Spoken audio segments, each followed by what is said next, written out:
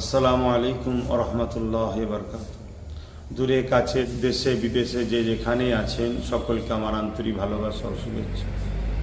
আলহামদুলিল্লাহ, আল্লাহর দয়াতে আমি ভালো আছি, ইনশাআল্লাহ আপনারাও ভালো আছেন। আল্লাহ সবাইকে ভালো রাখেন।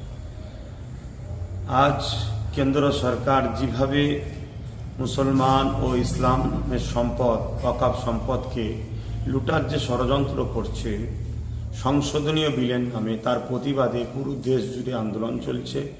ফুরফুরা শরীফ আহলে সুন্নাত ওয়াল জামাতও আন্দোলন করছে। পাশাপাশি ওবিসি সংরক্ষণকে বাঁচাবার বা পূর্ণ বহাল করার লক্ষ্য আমাদের আন্দোলন চলছে এবং মাদ্রাসা শিক্ষাকে ধ্বংসের দিকে যে পরিকল্পিতভাবে রাজ্য সরকার ধ্বংস করার চেষ্টা যে চালাচ্ছে, তার প্রতিবাদেও যাতে মাদ্রাসা শিক্ষা বাঁচে তার জন্য আমাদের প্রতিবাদ চলছে।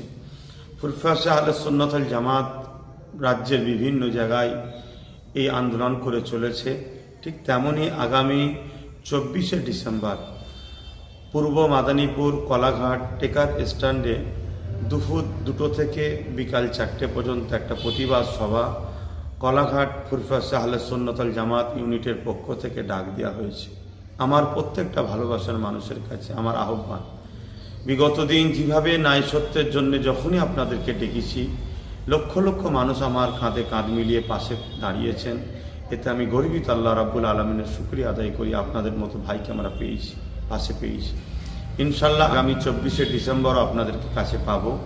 তাই মাদ্রাসা শিক্ষা বাঁচাবার স্বার্থে ওবিসি সংরক্ষণ পূর্ণ বহাল করার লক্ষ্যে এবং কেন্দ্র সরকার যে কালা কানুনের মাধ্যমে আমাদের ইসলাম ধর্মের সম্পদ, মসজিদ, মাদ্রাসা, ওয়াকফ সম্পদ, খানকা থেকে শুরু করে কবরস্থানকে ধ্বংসের দিকে ঠেলতে চাইছে, তার এই চক্রান্তের বিরুদ্ধে আমাদের যে লড়াই, এই লড়াই আপনাদের সকলকে আসার জন্য আহ্বান জানাচ্ছি।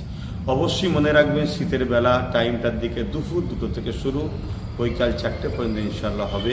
আপনারা সকলে আসবেন এ আশা রাখছি। যেখানেই থাকেন সুস্থ থাকেন, ভালো থাকেন। আবার দোয়া করি আল্লাহ আমাদের সকলকে ভালো রাখেন। আল্লাহ হাফেজ।